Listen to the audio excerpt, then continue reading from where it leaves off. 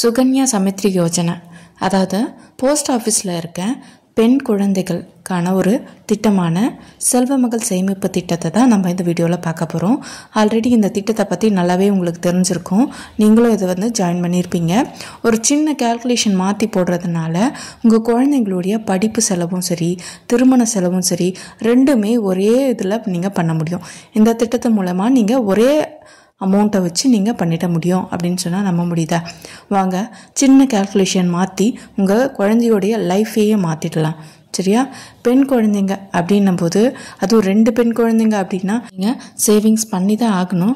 அப்போ தான் உங்களால் எல்லார் மாதிரியும் தலை நிமிர்ந்து வாழ முடியும். உங்கள் குழந்தைங்களுடைய தேவையும் பூர்த்தி செஞ்சு சந்தோஷமான ஒரு குடும்ப வாழ்க்கையை வாழ முடியும். சரியா? சரி, பெண் குழந்தைங்க அப்படின்னாவே நம்ம ஊருக்கு எல்லாருக்குமே தெரியும். இப்போ தான் அவங்க பிறந்திருப்பாங்க, டக்குன்னு வளர்ந்துருவாங்க, ஸ்கூல் போயிருப்பாங்க, பெரிய பொண்ணாக இருப்பாங்க. ஆனால் நம்ம கண்ணுக்கு அவங்க சின்ன குழந்தையாக தான் தெரிவாங்க. ஆனால் அவங்களுக்கு திருமண வயசு வந்துடும், நம்மளும் திருமணம் பண்ணுற மாதிரி வந்துடும். அந்த நேரத்தில் தான் தெரியும் நம்ம காசு எவ்வளோ முக்கியமானது, உறவுகள் எவ்வளோ நம்மளுக்கு சப்போர்ட் பண்ணும் அப்படின்றத நம்ம திருமண ஏஜ்லேயும் ஒருத்தங்களை எதிர்பார்க்கும்போது, பணத்துக்காக எதிர்பார்க்கும்போது தான் நம்மளுக்கு தெரியும். சரி, கேல்குலேஷன் பார்க்கலாம்.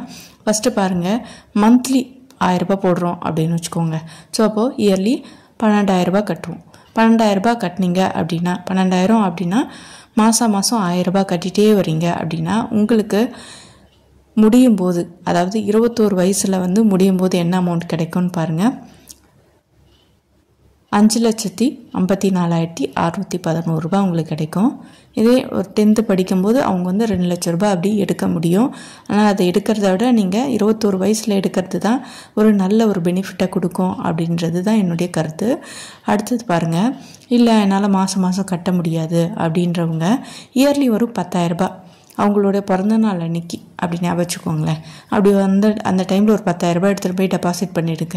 இதே மாதிரி ஒரு 14 வருஷத்துக்கு நீங்கள் டெபாசிட் பண்ணிகிட்டே வந்தீங்க அப்படின்னா ஈக்குவலாக இதே மாதிரி, இப்போ நம்ம 5 லட்சம் பார்த்தோன்னே அதுக்கு ஈக்குவலாக இதே சேம் அதே 4.5 லட்சம் அப்படி கிட்ட வருது உங்களுக்கு.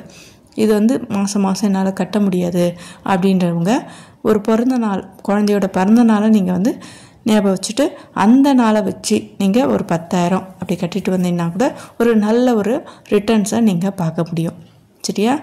அவங்களுடைய 21வது பிறந்த நாள் அன்னைக்கு நீங்கள் இந்த அமௌண்ட்டை அவங்களுக்கு பரிசாக கொடுக்க முடியும். 4,78,807 ரூபாய் கிடைக்கும். சரியா?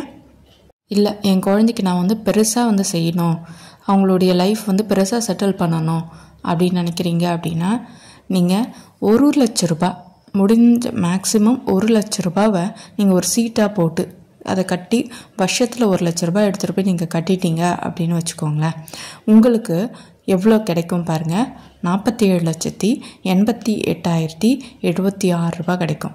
இதனால் இப்போ நீங்கள் நினச்சி பாருங்களேன், உங்களோட 21 வயசில் உங்களால் இந்த அமௌண்ட்டை அவங்களுக்கு கொடுக்க முடியும் அப்படின்னா அவங்க லைஃப்பை செட்டில் பண்ண முடியும் தானே அர்த்தம். ஒருவேளை அவங்க ஒரு பெரிய படிப்பு படிக்க விரும்புகிறாங்க, ஹையர் ஸ்டடீஸ்க்கு போக விரும்புகிறாங்க அப்படின்னும் போது இந்த அமௌண்ட் அவங்களுக்கு ரொம்பவும் யூஸ்ஃபுல்லாக தான் இருக்கும். அதே சின்ன கால்குலேஷனை மாற்றுங்களேன். 1 லட்ச ரூபாய் கட்டும்போது 4,500 ரூபாய் சேர்த்து கட்டுங்களேன். சேர்த்து கட்டும்போது உங்களுக்கு எவ்வளோ அமௌண்ட் வருது பாருங்கள். கிட்டத்தட்ட 50 லட்ச ரூபாய் கிட்ட வருது பாருங்கள். 50,03,540 ரூபாய் வருது. சரியா? உங்களுக்கு புரியுதா?